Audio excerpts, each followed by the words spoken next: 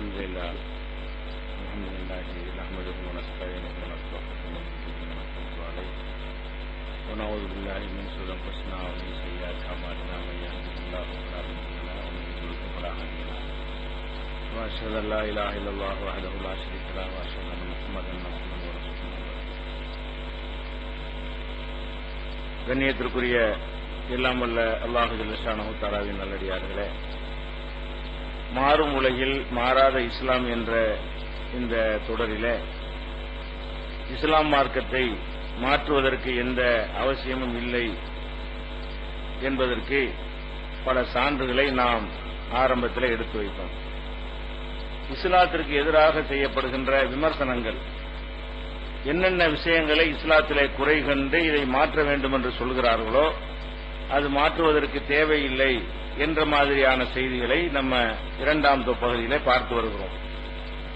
அதுல நேற்றைய தினம் இந்த குடும்ப கட்டுப்பாடு சம்பந்தமாக குறைந்த எண்ணிக்கையில குழந்தை பெற்றுக் கொள்ள வேண்டும், அதுக்கு இஸ்லாம் கட்டுப்பாடு விதிக்கல. இது மாதிரியான ஒரு வாழ்க்கை நிதி உலகத்தில் இருந்தா மக்கள் தொகை 1000 கோடி 2000 கோடின்னு பெருகி போயிடும், சோறு கிடைக்காது தண்ணி கிடைக்காது என்றெல்லாம் பிரச்சாரம் செய்கிறார்கள். அது அவ்வளவுமே ஒரு அர்த்தமற்ற பிரச்சாரங்கள். அவங்க எந்த விதமான பிராக்டிகல் லைஃப், உலகத்தினுடைய மக்கள் வாழ்க்கையை பார்க்காம கூட்டி அறையில உட்கார்ந்து கொண்டு அவங்க ஆய்வு என்கிற பெயரில் இதெல்லாம் வெளியிடுகிறார்கள். அவங்க சொல்லக்கூடிய வகையில மக்கள் தொகை பெருகினால் அதிகமாக உணவு தேவைப்படும், மக்கள் தொகை பெருகினால் அதிகமாக தண்ணீர் தேவைப்படும், மக்கள் தொகை பெருகினால் அதிகமாக இடம் தேவைப்படும், அப்படிதான் பார்க்கிறார்களே தவிர இந்த பெருகிற மக்கள் அதிகமாக உற்பத்தி பண்ணுவார்கள். அதிக மக்கள் இருக்கும் பொழுது மனிதனுக்கு ஒரு நிர்பந்தம் ஏற்பட்டு அவனுடைய சிந்தனை தூண்டப்படும், அதன் மூலமாக பெரிய ஒரு முன்னேற்றம் ஏற்படும் என்கிற இந்த கோணத்தை மைனஸ் பண்ணணும். எதனால இந்த கோளாறு வருது? அதிகமா போனா அதிகமா செலவாகும் மட்டும் பாக்குறாங்க. ஒரு குடும்பத்துல ஒரு 4 பிள்ளை இருக்குன்னு வைங்களேன், 4 பிள்ளைக்கு நிறைய செலவாகும்னு சொல்றாங்க. சரி, ஒரு கட்டத்துக்கு செலவாகும். இப்ப 4 பேர் சம்பாதிக்க ஆரம்பிப்பானப்ப கொஞ்ச நாளைக்கு ஒரு 20 வயசு வரைக்கும் என்ன செய்யும், கொஞ்சம் கூட செலவாகும். அப்புறம் 20 வயசுக்கு பிறகு ஒரு 4 பசங்களை சம்பாதிச்சாங்கன்னு வைங்க, 4 பேர் 4 லட்சம் ரூபாய் சம்பாதிச்சாங்கன்னா வருமானம் பல மடங்கு பெருகுமா இல்லையா? அது நினைக்கிறது இல்ல. செலவாகும் இந்த ஒன் சைடு மட்டும் அவங்க பாக்குறாங்களே தவிர இன்னொரு சைட பார்க்காத காரணத்தினால்தான், அறகுறை ஆய்வின் காரணத்தினால்தான் இந்த விமர்சனம் செய்கிறார்கள். பொதுவா நீங்க பார்க்கணும், மக்கள் தொகை பெருகலன்னா இன்னைக்கு நம்ம வாழ்ந்து கொண்டிருக்கிற இந்த வாழ்க்கை வாழ முடியாது. இவ்வளவு வசதிகள் நமக்கு நிச்சயமா கிடைக்காது. இவ்வளவு சொகுசான சாதனங்கள் பொருள்கள் எல்லாம் நம்மால் அனுபவிக்கவே முடியாது. மக்கள் தொகை பெருகும் பொழுதுதான் என்ன செய்யறான் மனிதன் சம்பாதிக்கிறதுக்கு வெறுமனே விவசாயத்தை மட்டும் நம்ம எப்படி வாழ்றது, வேற ஏதாவது ஒரு விஷயங்கள் நம்ம கண்டுபிடிக்கணும், வேற என்னத்தையாவது உற்பத்தி பண்ணணும் என்றுதான் இந்த சொகுசு விஷயங்கள்லாம் மனுஷன் தேடுகிறான். இப்ப சின்ன உதாரணம் எடுத்துக்கொண்டோமே, ஆனால் ஒவ்வொரு ஊர்லயும் ஒரு கிராமத்தில் 50 பேர் இருக்காங்கன்னு வைங்க. ஒரு கிராமத்தில் 50 பேர் தான் இருக்கிறாங்க. ஒரு கிராமத்துக்கு இன்னொரு கிராமத்துக்கு இடையில 100 கிலோமீட்டர் இருக்கு. இப்படி இருக்குமே, ஆனால் ஒரு பேருந்துன்னு ஒண்ணு விடுவானா? 50 பேருக்கு பேருந்தா கண்டுபிடி ஆகுமா? இந்த ஊர்ல 50 பேர் இருப்பான், ஒருத்தன் ஏறுவான் இல்லாட்டி ஏற மாட்டான். அப்புறமேல 100 கிலோமீட்டருக்கு அப்புறம் இன்னொரு ஊர் வரும், மக்கள் தொகை கம்மியா இருந்தா அதுல இருந்து ஒருத்தன் ஏறினாலும் ஏறுவான், ஏறாட்டாலும் இல்ல. அப்ப இங்க இருந்து ஒரு பஸ் விட்டான்னு சொன்னா ஒரு ஆள் ஏத்துறதுக்கு என்ன செய்யணும், ஒரு 5000 ரூபாய் டிக்கெட் போடணும். அப்பதான் என்ன செய்யும், சின்ன மதுரைக்கு போறான்னா ஒரு 5000 ரூபாய் டிக்கெட் போட்டு கட்டுப்படி ஆகும். ஏன் 5 ஊர் 10 ஊர் தான் இருக்கும், அந்த 5 ஊர்லயும் 10 ஊர்லயும் ஒருத்தன் 2 பேர் தான் ஏறுவான். அவ்வளவு பேரையும் அதெல்லாம் டிவைட் பண்ணி காசு வாங்கணும். அப்ப இது கண்டுபிடிக்க மாட்டான், இந்த வாகனத்தை மனுஷன் கண்டுபிடிக்க மாட்டான். இங்கே பக்கத்துல ஊர் அதிகமான மக்கள், இடம் கிடைக்கல. இப்ப எப்படி நிலைமை இருக்கு, டிக்கெட் கிடைக்க மாட்டேங்குது, ட்ரெயின்லயும் டிக்கெட் இல்ல, பஸ்லயும் டிக்கெட் இல்ல. இப்படி நிறைய வர என்ன செய்யறான்னு கேட்டா மெட்ரோ ரயிலுங்கிறான், அந்த ரயிலுங்கிறான், என்னன்னு உண்டாக்குறான். எதுக்காக உண்டாக்குறான்? ஆட்டோங்க அப்புறம் காருங்கிறான், மெட்ரோங்கிறான், புதுசா உண்டாக்குறான். எதுக்கு? மக்கள் தொகை பெருகதான் கமர்ஷியலா லாபம் கிடைக்கும். அப்ப நம்ம எவ்வளவு முதலீடு பண்ணாலும் நம்ம சம்பாதிக்கலாம் நினைக்கும் பொழுது சொகுசு பேருந்து வாழ்வோ அது இதுன்னு என்ன செய்யறான், டபுள் டக்குன்னு என்னது இறக்கிக்கிட்டே இருக்கிறான், புதுசா கண்டுபிடிச்சிட்டே இருக்கிறான். அப்ப இது இல்லாம இருந்துச்சுன்னு சொன்னா என்னவாயிரும், ஒண்ணுமே பண்ண மாட்டோம். இப்ப நம்ம இந்த சென்னையில ஒரு 10,000 பேர் தான் இருக்காங்கன்னு வச்சுக்கிறோமே. அப்படி இருந்தா முஸ்லீம்கள் ஒரு 1000 பேர் கூட இருக்க மாட்டாங்க. அதுல தௌஹீத்வாதிகள் 100 பேர் இருப்பாங்க. அப்படி வச்சுட்டோம்னா நம்ம மொத்தமே 100 பேர் தான் இருந்தா மைக்கெல்லாம் தேவையா? ஒரு கூட்டம் போடுறோம், 100 பேர் உட்கார்ந்து இருக்க போறாங்க, மைக்கெல்லாம் பேசிட்டு போயிருவோம். இந்த மைக்கு இதெல்லாம் எதுக்கு தேவைப்படுது? கூட்டம் ஜாஸ்தியா வருது, இங்க உள்ள சத்தம் அவங்களுக்கு இருந்து போவாதுங்கும் போது அப்ப கண்டுபிடிக்கணும். நம்முடைய சத்தத்தை அதிகமான பேருக்கு கொண்டு போறதா இருந்தால் அதுக்கு ஏதாவது ஐடியா இருக்குதான்னு என்ன செய்யறான், மனுஷன் தேடுறான். அப்ப தேடும்போது என்னவாகுது, அதை தேடி தயாரிச்சா விற்க முடியுமான்னு பாக்குறான். இப்படி எல்லா ஊர்லயும் மக்கள் அதிகமா இருக்கணும். அப்ப நம்ம தயாரிச்சு மெனக்கட்டு அதுக்காக மூளை செலவழிச்சு 5 வருஷம் 10 வருஷம் ஆராய்ச்சி பண்ணி இதை கண்டுபிடிச்சிட்டான்னு வைங்க, அப்புறமே நினைச்சா மார்க்கெட் பண்ண முடியுமான்னு பார்ப்பான். மார்க்கெட் பண்ணி சம்பாதிக்க முடியலன்னா இதுல ஏன் ஈடுபடுறான் இருக்கனா? அவன் லைஃபையே 10 வருஷத்தை ஆய்வு செஞ்சு கண்டுபிடிக்கிறான். என்ன செய்யுது? மக்கள் தொகை எல்லா பக்கமும் இது மாதிரி வாங்குவாங்க, நிறைய விற்கும், நிறைய சம்பாதிக்கலாம் இப்படின்னு சொல்லி கம்ப்யூட்டர்ல இருந்து டிவில இருந்து எல்லாம் கண்டுபிடிச்ச காரணம் என்ன? இதுதான். மக்கள் தொகை கம்மியா இருந்தா இதுல எல்லாம் கண்டுபிடிக்கவே மாட்டான், கண்டுபிடிச்ச விற்கவே முடியாது. எங்க விற்பான்? மக்கள் தானே சந்தை, மக்கள் தானே வாங்குறவங்களா இருக்கிறாங்க. நம்ம நுகர்வோர்கள் இருக்கிற காரணத்தினாலதான் என்ன செய்யறான் மனுஷன் ஒன்னொன்னையா பல விதமா கடல் நீரை குடிநீர். கடல் நீர்ல விவசாயம் பண்ண போறாங்க, அதுக்கு ஆராய்ச்சி நடந்து கொண்டிருக்கு. கடல் நீர்ல கடல்ல விவசாயம் மிதக்கும், கடல் தண்ணியில என்ன செய்யும்? பயிர்கள்லாம் மிதக்கும், படகுல போய் அறுத்துட்டு வந்துடலாம். அந்த மாதிரி எல்லாம் ஐடியா பண்ணி என்ன செய்யறாங்க சோதனையில. நிலத்துல ஏண்டா பண்ண, நிலத்தை பூரா மனுஷன் குடியேறினா கூட கடல்ல விவசாயம் பண்ணலாங்கிற அளவுக்கு மனுஷன் அப்படி ஆராய்ச்சி போய்கிட்டே இருக்குது. அப்ப எல்லாமே இதான் காரணம். மனிதன் பெருக பெருக இன்னும் புதுசு புதுசா என்னெல்லாம் வரும். நம்ம தாத்தாமார்கள் அனுபவிக்காத பல விஷயங்கள் நம்ம அனுபவிக்கிறோம் இல்லையா? நம்ம பேரமார்வ என்ன செய்வாங்க, என்ன வாழ்க்கை வாழ்ந்துருக்காங்க, என்ன சோசி அவங்க பார்க்க போறாங்க. நம்ம ஒண்ணு அனுபவிக்காத ஆள் மாதிரி என்ன செய்ய போறான், இன்னொரு 100 வருஷத்துக்கு பின்னாடி வரக்கூடியவன் என்னென்ன கண்டுபிடிக்க போறாங்களோ, எப்படி எப்படி நிறைய பண்ண போறானோ அந்த மாதிரிலாம் வந்துடும். உட்காந்து எழுதிட்டு இருக்கு, நினைச்சவன எழுதிடும், அதான் எழுதிடும், அப்படி கண்டுபிடிப்பான். ஒரு கடிதம் உட்காந்து எழுத தேவையில்லை, நினைச்சவன அது வாட்டுக்கு என்ன செய்யும், அதான் எழுதிடுற மாதிரி கண்டுபிடிப்பான். இப்படி எல்லாம் இத்தனை விஷயங்கள் அட்வான்ஸா போய்கிட்டே இருக்கும். அப்ப இதெல்லாம் எதனால உண்டாவது? மனிதனுக்கு அதிகமாக வரும் பொழுது அதிகமானவருக்கு அதிகமான தேவைகள் இருக்கும், அதிகமான முறையில் என்ன செய்யும் வசதிகள் பெருகும், அதிகமான முறையில் ஆராய்ச்சிகள் பெருகும். சந்திரனுக்கு போறது கூட எதுக்கு யோசனை பண்றான்? ஒருவேளை பூமியில் இடம் இல்லாட்டி அங்க போய் வாழ முடியுமான்னு யோசிக்கிறதுனால சந்திரனுக்கு போறான். அது முடியாதுன்னு வந்தா கூட நீ செவ்வாய்க்கு போலாமா, அங்க போலாமா, அங்க போலாமா, பூமிக்கு நிகரா வேற எங்கேயாவது இப்ப ரிசர்வ் எல்லாம் பண்றாங்க, கிறுக்குத்தனமா பண்றாங்க. அங்க குடியேறணுமா, பிளாட் வேணுமா உங்களுக்கு, இங்க புக் பண்ணிக்கிறங்க எங்கிற மாதிரிலாம் செய்யறாங்க. இப்ப கோமாளித்தனமா பணக்காரன் வாங்குறாங்க. இருந்தாலும் நாளைக்கு எங்கேயாவது ஒரு கோல்ல ஒரு சாத்தியம் இருக்கான்னு தேர்றதுக்கு காரணம் என்ன? இந்த ஆராய்ச்சி பண்றதுக்கு காரணம் என்ன? இதுதான் காரணம். அப்படி இப்படி எல்லா விஷயமான முன்னேற்றங்களும் இதனால இருக்கு. இதை விளங்காம பண்றாங்க. அது போக இந்த பிறக்கக்கூடியவர்கள்ல இவன் விரும்பின வயிறோட பிறக்கிறதா மட்டும் நினைக்கிறான். வயிறோட மட்டும் பிள்ளைகள் பிறக்கிறது இல்ல, 2 கையோட பிறக்கிறாங்க, 2 காலோட பிறக்கிறாங்க. 1000 பேருடைய பிரச்சனைக்கு சால்வ் பண்ணக்கூடிய மூளையோட பிறக்கிறான். ஒருத்தர் ஒரு ஜனத்தொகை ஒருத்தன் 100 பேர் பிறக்கிறான். அதுல ஒருத்தன் என்னவா இருப்பான்னு கேட்டா 1,00,000 பேருடைய பிரச்சனைக்கு தீர்வு சொல்றவனா இருப்பான். அப்படியான ஒருத்தன் ஒரு பெரிய கண்டுபிடிப்பை தந்துட்டான்னு சொன்னா அது லாஸ் தானே மக்களுக்கு. அப்ப இப்படி வழங்காம என்ன செய்யறாங்க, மக்கள் தொகை பெருக்கம் போய் ரொம்ப தப்பா சிந்திக்கிறார்கள். இப்ப உதாரணத்துக்கு சொல்வதாக இருந்தால் இந்த சீனாவை எடுத்துக்கிறங்க. சீனா தான் உலகத்தில் என்ன இருக்கு, அதிகமான மக்கள் தொகை உள்ள நாடு. ஃபர்ஸ்ட் சீனா, 2வது இந்தியா இருக்கிறது. அப்ப உலகில 3ல் ஒரு பகுதி மக்கள் சீனாவில் இருக்கிறாங்க, சீனாவில் இந்தியாவிலையும். அப்ப அந்த மாதிரியான அளவுக்கு 140 கோடி மக்கள் அந்த சீனாவில் இருக்கிறார்கள் என்ற ஒண்ணு அவன் என்ன செய்யறான், அவன் இப்ப ரொம்ப கெடுபிடிகளை கொண்டு வர்றான். சீனாவுல மக்கள் தொகையை குறைச்சாதான் வழி. ஆனா அவன் தப்பா வழங்குறான். இவ்வளவு மக்கள் தொகை இருந்து பொருளாதாரத்தில் வல்லரசா தான் இருக்கிறது. இவனும் பட்டியலால சாவல. இப்ப இருக்கிறது 140 கோடி என்பது இந்தியாவை விட அதிகம், உலகத்தில் உள்ள பல நாடுகளை விட அதிகமாக இருக்கிறது. ஒரு 50-60 நாடுகளுடைய ஜனத்தொகை சீனாவில் மட்டும் இருக்கிறது. அவ்வளவு பெரிய நாடாக வந்த பிறகும் கூட அவனுக்கு எந்த விதமான தட்டுப்பாடு பஞ்சம்லாம் வரல. இவங்கள அரசாங்கத்தில் என்ன செய்யறான்னு கேட்டா இந்த நம்பரை தாண்ட விடக்கூடாது, இப்ப இருக்கிற நம்பர் அதிகரிக்க கூடாது என்பதற்காக என்ன செய்யறான்னு கேட்டா அதிகரிக்கவும் கூடாது, குறைக்கவும் செய்யணும் என்பதற்காக ஒரு சட்டம் கொண்டு வந்திருக்கிறாங்க. என்ன சட்டம்? ஒருத்தன் ஒரு பிள்ளைதான் பெறணும். ஒருத்தன்னா 2 பேர், ஒரு ஆம்பளை மட்டும் பிள்ளை பெற முடியும், ஒரு ஆம்பளை பிள்ளை சேர்ந்து. அப்ப 2 பேரும் சேர்ந்து ஒரு தம்பதிகள் எத்தனை பிள்ளை பெறணும்? 1 பெறணும். அப்படின்னு சொன்னா என்னவாயிரும், 100 பேர் 50 பிள்ளை தான் பெறுவான். 100 பேர் ஒரு ஆணும் பெண்ணும் சேர்ந்தாங்கன்னா 50 தான் ஜெனரேஷன், 50 குறைஞ்சு போயிடும். இப்படியே நம்ம செஞ்சுட்டு வந்தோம்னு சொன்னா மக்கள் தொகையை ஒரு 60-70 கோடி கொண்டு வந்துடலாம். கொண்டு வந்தா இன்னும் வளமா இருக்கலாம். அவன் தப்பா நினைக்கிறான். இன்னைக்கு சீனா வளமா இருக்கிற காரணமே இந்த மக்கள்னாலதான், மக்கள் வளத்தினாலதான். அதனால இந்த பொருளாதார வல்லரசா இருக்கிறான். அமெரிக்கா பார்த்து பயப்படுற அளவுக்கு இருக்கிறான். இந்த நம்பர்னாலதான் நம்ம சீனா வல்லரசுன்னு பேசிக்கிட்டு இருக்கிறோம் என்பது கூட விளங்காம இதை குறைக்கணும், இது தாண்ட விடக்கூடாது, குறைக்கணும் என்பதற்காக இந்த சட்டம் போட்டிருக்கான். ஒரு தம்பதிக்கு ஒரு பிள்ளைக்கு மேல பெறக்கூடாது. 1. அப்படி 2வது பிள்ளை பெறுவதாக இருந்தால் அவங்களுக்கு இந்தியாவுடைய ரூபாய் கணக்குப்படி பாத்தீங்கன்னா ஒரு 6 லட்சம் ரூபாய் ஃபைன் கட்டி தான் பெறணும். ஒரு பிள்ளைக்கு பிறகு 2வது பிள்ளை பிறகு என்ன செய்யணும், 6 லட்சம் ரூபாய் இந்திய ரூபாய் அளவுக்கு மதிப்புக்கு என்ன செய்யணும், அரசாங்கத்துக்கு பணம் கட்டணும். நாங்க 2வது பிள்ளை பெற போறோம், அதுக்கு பர்மிஷன் கொடுத்து எவ்வளவு ரூபாய் கொடுக்கணும், 6 லட்சம் ரூபாய் எல்லாருக்கும் முடியுமா? இது சாத்தியப்படாது. புள்ள வேணும் தான், அவசியம் வேணும் தான் நினைக்கக்கூடியவர்கள் அவங்க 6 லட்சம் ரூபாங்கிற ஒரு 5 வருஷம் 6 வருஷம் சம்பாத்தியம். ஒரு மனிதன் சம்பளத்துக்கு இருந்தான்னு சொன்னா 5 வருஷம் 6 வருஷம் உழைச்சாதான் அந்த 6 லட்சம் ரூபாய் 5 லட்சம் ரூபாய் கிடைக்க முடியும். அவன் திங்கணும், அது வரை சாப்பிடணும், தேவைகள்லாம் இருக்குது. அதெல்லாம் வச்சு பார்த்தீங்கன்னா ஒரு 20 வருஷம் உழைச்சி கிடைக்கக்கூடிய ஒரு தொகையை அவன் என்ன செய்யறான், ஒரு புள்ள வேணும்னா நீ என்ன செய்ய அரசாங்கத்துக்கு இதை கட்டுன்னு சொல்றான்.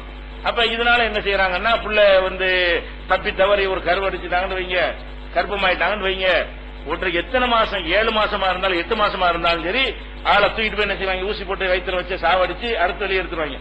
கலைக்க முடியாதுல 8 மாசம் குழந்தைகளாம்.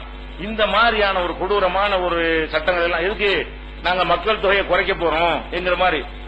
இது வந்து யூடியூப்ல எல்லாம் படம் எடுத்து போட்டு இணையதளத்துல நார் அடிச்சு விட்டாங்க. இதுல சைனாவை 8 மாச கர்ப்பிணி இழுத்துக்கிட்டு போய் வேன்ல ஏத்துறதையும் அது ஊசி போடுறதையும் அறுத்து எடுக்கிறதையும் எல்லாத்தையுமே ரகசிய கேமராக்கள் மூலமா எடுத்து இணையதளங்கள்ல ஏற்றி உலகமே என்ன செய்யுது, இப்படியான காட்டு மிராண்டியா இருப்பீங்க என்ற அளவுக்கு என்ன செய்யறது இருக்கிறது. அதே நேரத்தில் முதல் குழந்தை பொம்பளை பிள்ளையா இருக்குமே ஆனால் அந்த நாட்டுடைய சட்டம் அவர்களுக்கு மட்டும் இன்னொரு குழந்தை என்ன செய்யலாம், பெற்றுக்கொள்ளலாம். அது ஒரு சோதனை தான். ஆம்பளை பிள்ளைன்னு ஒண்ணு வேணும் மனுஷனுக்கு அப்படின்னு அங்கேயும் பாருங்க, ஆண் பெண் ஏற்றதால் உள்ள கம்யூனிஸ்ட் பேசுறாங்க, ஆண் பெண்ணு சமம்ங்கிறாங்க. அப்ப ஆம்பளை பிள்ளை பெத்தா வந்து அவனுக்கு இன்னொரு குழந்தைக்கு அனுமதி இல்ல. பொம்பளை பிள்ளை பெத்தா ஆம்பளை பிள்ளை ஆகுமா, ஆம்பளை பிள்ளை பெத்துக்கங்கிறேன். என்ன செய்யறாங்க இந்த கம்யூனிஸ்ட் கூட்டம் தான், நாங்கெல்லாம் இல்ல ஆணு பெண்ணு சமத்துவம், ரசூல் ஸல்லல்லாஹு அலைஹி வஸல்லம் காலத்துல அந்த மாதிரி பொம்பளை கொண்டாங்க. அல்லாஹ் இஸ்லாம் என்ன செஞ்சு, ஒய்தல் மவ்ஊதத்து சுயிலத் பிஐதம் பின் குத்திலத், உயிரோடு கொல்லப்பட்ட அந்த சிறுமிகளை நான் விசாரிப்பேன், எதுக்காக கொன்றாங்கன்னு கேள்வி கேட்பேன் அல்லாஹ் சொல்லி தண்டனை கொடுத்து அந்த மக்களை சிசு கொலை பெண்களை கொலை செய்வது அல்லாஹ் காப்பாற்றணும். நம்ம அவ்வளவு முற்போக்கா இருக்கணும். இவங்க உலகத்துக்குலாம் முற்போக்குவாதம் பேசக்கூடியவன் என்ன செய்யறான், ஒரு குழந்தை தான் பெறணுமா, அந்த ஒரு குழந்தை வந்து ஆம்பளை பிள்ளையா இருந்தா ஓகேயா, பொம்பளை பிள்ளையா இருந்தால் அவனுக்கு இன்னொரு சான்ஸ் தருவாங்க. இன்னொன்னு பொம்பளையா போனா 3வது சான்ஸ் கிடையாது, ஒரு சான்ஸ் தந்து பார்ப்பாங்க ஆம்பளை பிள்ளைக்கான்னு. அப்ப என்ன பண்றாங்க, இப்ப ஆம்பளை பிள்ளையா பொம்பளை பிள்ளையான்னு ஸ்கேன் பண்ணி பார்த்து என்ன சட்டம் போட்டாலும் ஸ்கேன் பண்ணி பார்த்துடலாம், வயிற்றுல வச்சு காலி பண்ணிடுவாங்க. பொம்பளை பிள்ளை என்ன செய்யறாங்க, சீனாவில் அழிச்சு விடுகிறார்கள். அப்ப கிட்டத்தட்ட 80 லட்சம் சிசுக்கள் கொல்லப்பட்டிருக்கிறாங்க இந்த மாதிரி கருவுல வைத்து. இந்த மாதிரியான புள்ளி விவரங்கள்லாம் சைனாவுல இருக்கிறது. அப்ப இது மாதிரியான வந்து தவறாக குழந்தை பெற்று விட்டால் கூட என்ன செய்வாங்க, விபச்சாரத்துல குழந்தை பெற்றால் எப்படி பயப்படுவாங்க, அந்த மாதிரி கற்பமாயிட்டான்னு வைங்க, அவ்வளவுதான் ஒளிஞ்சு வாழ்வது. அவங்கள்ட்ட மாட்டிக்கிட்டா என்ன செய்யறது, பிள்ளை போட்டு அடுத்துருவாங்க இல்லைன்னு சொல்லி கடைசியில் கக்கூசில போய் வந்து என்ன செய்யறது, போய் பிள்ளை போட்டு விளையாண்டுறது, யார் பிள்ளைன்னு தெரியாம பெத்துப்பட்டு என்ன செய்யறது போட்டு வந்துடுறது. இந்த மாதிரி எல்லாம் அது எக்கச்சக்கமான அனாதைகள், யாருன்னு தெரியாத தகப்பன் தாய் தெரியாத குழந்தைகள் அங்கங்க கிடக்குறான். அள்ளி அதுக்கு ஒரு அமைப்பு வச்சு என்ன செய்யறான், அதை வளர்த்துக்கிட்டு இருக்கிறான். அதை எவனை தத்தெடுக்க வந்து அவனுக்கு தண்டனை, தத்தெல்லாம் எடுக்கக்கூடாது. ஏன் அவங்களே போட்டுவிட்டு அவங்களே தத்தெடுத்துட்டா என்ன செய்யறது, அப்படி அவங்களை குப்பையில போட்டு என்ன செய்யறது, நாளைக்கு தத்தெடுக்கிறேன்னு பிள்ளை தூக்கிட்டு வந்துட்டா இந்த மூசா நபி சம்பவத்தை எல்லாம் படிச்சிருப்பாங்க இவ்வளவு இருக்கு, அந்த மாதிரி பண்ணிட்டா என்ன செய்யறது, அப்படி நினைத்து அதுக்கெல்லாம் தடை இருக்குது. அப்ப இவங்க என்ன எப்படி திங்க் பண்றாங்க, மக்கள் தொகை பெருக்கத்தினாலதான் இன்னைக்கு நம்ம வல்லரசா இருக்கிறோம் என்பதை மறந்துட்டு இவன் 70 கோடிக்கு மக்களை குறைச்சாண்டு வைங்க, குறைச்சா என்னவாக வல்லரசாவில் இருக்க மாட்டான். இன்னும் சொல்ல போனா ஒருத்த வந்து இந்த விஞ்ஞான நவீன புள்ளிவிவர கணக்கு பிரகாரம் இதே அளவுக்கு மக்கள் நிக்க வேண்டும் சொன்னா உலகத்துல இதே அளவு மெயின்டைன் பண்ணணும், 100 கோடியில மெயின்டைன் பண்ணணும் அப்படின்னு நம்ம நினைத்தோமையானால் இப்ப உள்ள கணக்கு என்ன செய்யறாருன்னா 2.2 அந்த அளவு 2.2 கணக்குல பிள்ளைகள் பிறக்க வேண்டும். அதாவது ஒரு தம்பதிக்கு 2 பிள்ளை பெற்றா கூட இதே அளவுக்கு மக்கள் என்ன செய்ய மாட்டாங்க, இருக்க மாட்டாங்க. ஒரு தம்பதி இருக்கிறான் 2 பேர் 2 பிள்ளைய பெற்றாண்டு வைங்க, அப்படி இருந்தா கூட என்ன செய்யாது, இறந்து போறது பத்தெல்லாம் கணக்கு இருக்கா இல்லையா, அதெல்லாம் கணக்குல கொண்டு என்ன செய்யறான்னா 2.2 பிள்ளை பெறணுமா. 0.2 இப்படி பெறது கேட்டக்கூடாது, ஒரு ஆள் 2 பிள்ளை தான் பெறணும், 5ல ஒருத்தன் 3 பிள்ளை பெறணும். 4 பேர் 2 பிள்ளை பெற்றான்னு சொன்னா என்ன செய்யணும், 5வது ஆள் என்ன செய்ய, ஒவ்வொரு 5 பேர்ல ஒரு தம்பதி 3 பிள்ளை பெறணும், அதான் 2.2ங்கிறது. இந்த கணக்குப்படி குழந்தை பெற்றால் தான் என்ன செய்வேன், மக்கள் தொகை வந்து பேலன்ஸா இருக்கும். அதை விட குறைஞ்சி 2% பெற்றால் 1% பெற்றா 1.5% இருந்தால் அது 2 பேர் சேர்ந்து 1 பிள்ளை, 2 பேருக்கு 1.5 பிள்ளை, 2 பேருக்கு 1.5 பிள்ளை, 4 பேருக்கு 3 பிள்ளை அர்த்தம். அப்படி அந்த மாதிரியான ஒரு அடிப்படையில குழந்தைகளுடைய கணக்கு குறையுமையானால் அப்ப தாறுமாறா என்ன செஞ்சு அந்த நாடு சீரழிஞ்சு போயிடும். எப்படி சீரழிஞ்சு போயிடும், அங்க வந்து முதியோர்கள் எண்ணிக்கை அதிகமாகி போயிடும், இளைஞர்கள் எண்ணிக்கை என்னவாயிரும் குறைந்து போயிடும். அது ஒரு 4 பிள்ளை இருந்தாலும் 4 இளைஞன் இருப்பானா இல்லையா, 4 இளைஞனுக்கு 2 முதியோர் இருப்பாங்க, ஒரு தாய் தகப்பனாரு 4 பிள்ளை. அப்ப கணக்கு எடுத்து பார்த்தா என்ன செய்யும், 4 இளைஞர் கூட்டம் 4 இருக்கு, அவங்க முதியோர் கூட்டம் எத்தனை இருக்கு, 2 இருக்கும். அதே நேரத்தில் ஒரு பிள்ளை பெற்றாங்கன்னு சொன்னா 100-200 முதியோர் இருக்காங்க, ஆம்பளை பொண்ணு இருக்காங்க வைங்க, அவ 100 தான் இருப்பான் இளைஞன். இளைஞனோட யார் கூட முதியவர் கூலி விடுவாங்க. இப்படியே குறைஞ்சிக்கிட்டே வந்து என்ன ஆயிரும்னு சொன்னா, உழைக்காமல் ஓய்வுல இருக்கக்கூடியவங்க முதியவர்கள், உழைக்கிறவன் வந்து இளைஞர்கள். இளைஞர்கள் உழைக்கிறவன் குறைஞ்சிட்டா நாடு முன்னேறுமா? உழைக்கக்கூடியவர்கள் ஜாஸ்தியா இருந்தா தான் நாடு வளம் பெறும், நிறைய சம்பாதிப்போம், நிறைய உற்பத்தி பண்ணுவான், நிறைய கண்டுபிடிப்புகள் வரும், நிறைய வேலை வாய்ப்புகள் உண்டாக்க முடியும், எல்லா பணிகளும் நடக்கும். இப்ப என்ன ஆயிரும் கேட்டா, வேலைக்கு கேட்டோம்னா எங்க வீட்டு வேலைக்கு ஆள் இருக்கா, எங்க வீட்டுல 95 வயசுல ஒருத்தர் இருக்காரு, உங்க வீட்டுல இருக்கா, நான் 87 இருக்காருன்னு சொன்னா இவனை யாரு வேலைக்கு சேர்த்துக்குருவா? வேலைக்கு ஆள் தேடி போனா கூட ஒரு வீட்டுல 85-90 வயசுக்காரனா இருப்பானே தவிர 25 வயசுக்காரனை கேட்டா இல்லையே ஒரே ஒருத்தர் இருந்தாரு, அவர் கூட்டிட்டு போயிட்டாங்க அவ்வளவுதான். அப்ப கம்பெனிகளுக்கு ஆளுக்கு வேலை கிடைக்காது. உழைக்கிறவன் அதிகமா இருந்து உழைக்காமல் இருக்கிறவன் கம்மியா இருக்கிறத முன்னேற்றத்துக்கு ஒரு அளவுகளா இருக்கும். இவங்க செய்யற வேலை எங்க போய் முடிச்சிடும் கேட்டா, உழைக்காதவர்கள் அதிகமா இருப்பாங்க. இன்னும் சொல்ல போனா ஒருத்தரை தாங்க முடியுமா? இப்ப வந்து தாய் தகப்பனையும் தாங்கி சிறந்த தாத்தா பாட்டி இருந்துட்டாங்கன்றவங்க, அவங்க ஒரு பிள்ளை தானே, 2-3 நாள்ல இருக்க மாட்டாங்களே. இவனுக்கு ஒரு தாய் தகப்பன் தான், அந்த ஒரு தாய் ஒருத்தன் தான் பிள்ளை, அவங்களுடைய தாய் தகப்பன் இவங்க ஒருத்தன் தான் பிள்ளையா இருப்பாங்க. அப்படின்னா யாருதான் சுமக்கணும்? இப்ப பாப்பாவுக்கும் சம்பாதிக்கணும், தாத்தாவுக்கும் சம்பாதிக்கணும், அம்மாவுக்கும் சம்பாதிக்கணும், பாட்டிக்கும் சம்பாதிக்கணும், இப்படி அனைவருக்கும் ஒருத்தன் சம்பாதிச்சு போடணும். ஒரே ஒரு பிள்ளை தான் இருக்கிறான்னா அவன் தான் என்ன செய்யணும்? அவன் பொண்டாட்டி பிள்ளைகளையும் காப்பாத்திக்கிறேன், தாய் தந்தையும் காப்பாத்தணும். ஒரு 4 பிள்ளை அது மாதிரி ஒரு 3 பிள்ளை 4 பிள்ளை இருந்தா ஷேர் பண்ணிக்கிறாங்களா இல்லையா? 4 பிள்ளை இருந்தாங்கன்னு சொன்னா அம்மாவுக்கு கொடுக்கறல, ஆளுக்கு 500 ரூபா கொடுக்கடா, நீ 800 ரூபா, நீ 800 ரூபா கொடு அப்படின்னா அவனுக்கு சிரமம் இல்லாம போயிடும். பெற்றோரை சுமக்கிறது வந்து ஈஸியா போய்விடும். இல்லன்னா என்னவாயிரும்? பொருளாதார அனைத்து சேவைகளும் சமாளிக்கிற கஷ்டப்பட வேண்டிய நிலை ஏற்பட்டுரும். இன்னும் சொல்ல போனா, ஒரு குழந்தையோட எந்த வீட்டுல இருக்கிறாங்களோ அந்த புள்ள வந்து நல்ல பிள்ளையா இருக்காது. குழந்தைகள்ட்ட என்ன செய்யும்? மனோதத்துவ ரீதியாகவே அது வந்து சண்டை பிடிக்கணும், கொடுக்கணும், வாங்கணும், அண்ணனுக்கு கொடு, தம்பி கொடு அப்படின்லாம் சொல்லி கொடுத்து வளர்த்தோம்னு சொன்னா சுயநலவாதிகளா இருக்காது. வீட்டுக்குள்ள என்ன செய்வாங்க? 2 பொருள் அண்ணனுக்கு கொடு, தம்பி கொடு, அக்கா கொடு, தம்பி கொடுன்னு அப்படி பாசத்தை ஊட்டுறமா இல்லையா? அப்படி சின்ன வயசுல பழகும் என்ன வந்து கேட்டா, இல்லாம நமக்கு புரியுது நினைக்காது. அந்த பிள்ளை என்ன செய்யாது? நமக்கு தர்றது அண்ணனுக்கும் கொடுக்கணும், தம்பிக்கும் கொடுக்கணும், அப்படியே ஃப்ரெண்டுக்கு கொடுக்கணும், அப்படியே டெவலப் ஆகிட்டே போகும். அந்த மாதிரி குழந்தைகள் ஒன்னே ஒன்று இருந்துச்சு, வாங்குறதும் அதுக்கு தான், சட்டை வாங்கினா அதுக்கு தான், விளையாட்டு வாங்கினா அதுக்கு தான், அது யாருக்கும் கொடுக்கணுங்கிற அந்த கான்செப்டே உள்ளத்துல ஏறாது. பிஞ்சு உள்ளத்துல ஏறினா தான் கரெக்டா இருக்கும். பிறகு பெரிய ஆளா போய் ஏற்ற முடியாது. சிறு வயசுல எப்படி அந்த ஒரு ஒத்த குழந்தையா இருக்குமே, ஆனால் அது மனநோயாளிகளாக வந்து யாருக்கும் எதுவும் கொடுக்காம அப்படி வந்து அந்த நாட்டில் சைனாவில் விவாகரத்து அதிகமாயிருச்சு. அந்த கிறுக்கணும் அறிஞ்சிடறானுவ. அது ஆய்வு பண்ணி என்ன சொல்றாங்கன்னு கேட்டா, எல்லாம் ஒத்த பிள்ளையா இருக்கிறதுனால எத்தையும் சகித்துக் கொள்றது கிடையாது. சின்ன பிள்ளை அண்ணன் சண்டை போட்டு சகிச்சுக்கிறாங்கல்ல, அவன் அடிப்பான், இவன் அடிப்பான், ஒரு நாளைக்கு அண்ணன் அடிப்பான், அவனுக்கு தம்பி அடிப்பான், ஒரு நாளைக்கு அக்கா அடிக்கும், ஒரு நாளைக்கு தம்பி அடிக்கும், அப்படித்தாம அப்படி சொல்லிச்சு ட்ரைனிங் கொடுத்து அடிச்சா பரவாயில்லைன்னு அப்படி ஆயிக்கிறாங்க. மன ரீதியா என்ன செய்வாங்க? சில பிரச்சனைகளை சகித்துக் கொள்வது, அண்ணன் தான் அடிச்சா விட்டு போ, தங்கச்சான் அடிச்சு விட்டுட்டு போ இப்படின்னு சொல்லி கொடுக்குறோமா, இதெல்லாம் அவனை வந்து என்ன செய்யறதுன்னா வாழ்க்கையில அடிபடும் பொழுது அதை சகித்துக் கொள்ளக்கூடிய ஒரு தன்மை எல்லாம் உண்டாக்குகிறது. அதெல்லாம் அடிபட்டு போயிரும். ஒத்தையா இருந்தான்னு சொன்னா இந்த மாதிரி உருவாகும். கணவன் மனைவி பஞ்சாயத்து வந்தவுடனே சின்ன சல்லி காசு பிராட்டால் தலாக்கு விவாகரத்து, நம்ம தலாக்குங்கிறோம்ல அவங்க விவாகரத்தும்பாங்க. இப்படி ஆணும் பெண்ணும் சேர்ந்து ஒத்து இவனு அப்படித்தான் இருப்பா, அவளு அப்படித்தான் இருப்பா. எப்படி குடும்பம் ஓடும்? ஒத்த பிள்ளையா வளர்ந்ததுனால குடும்ப வாழ்க்கை சீரழிஞ்சு விவாகரத்து அதிகமாகி போய் கொண்டிருக்கிறது சீனாவுல. காரணம் என்னன்னு கேட்டா, எல்லாம் ஒத்த குரங்கா வளர்ந்ததுதான். இந்த ஒத்த குரங்கா வளர்ந்ததெல்லாம் இப்படிதான் இருக்கு. இப்படியான எந்த விதமான மக்கள் தொடர்போ கொடுக்கிறதோ எடுக்கிறதோ பெருந்தன்மையோ சகிப்புத்தன்மையோ அதெல்லாம் ஒண்ணுமே இருக்காது. விட்டு கொடுக்கிறது எல்லாம் வரவே வராது. இதனாலதான் அதிக அளவில் விவாகரத்து நடக்குது. அவங்க தான் இந்த விவரத்தையும் சொல்றாங்க. இந்த விவரத்தையும் இவன் தான் சொல்லிக்கிறான். எதையும் சொல்றான்? இந்த மாதிரி பாதிக்கிற விஷயத்தையும் சொல்றான். இதெல்லாம் சிந்திச்சு பார்க்கக்கூடிய நேரத்தில் இது வந்து நம்ம ஒன்றுக்கு மேற்பட்ட குழந்தைகள் இருக்கிறது வந்து 2க்கு மேற்பட்ட குழந்தைகள் இருக்கிற சாபம்லாம் கிடையாது, உலகத்துக்கு கேடெல்லாம் கிடையாது, அதுல கட்டாயம் பெற்றது அவனோட அவசியமும் கிடையாது. இதையே மட்டும் குறை சொல்லி தேவையில்லாம இதுக்காக லட்சக்கணக்கான ரூபாய் பணத்தை செலவழிச்சு மக்களுடைய வரி பணத்தை நாசமாக்கி பெரிய பூதாகரமா இதை காட்டுறீங்க.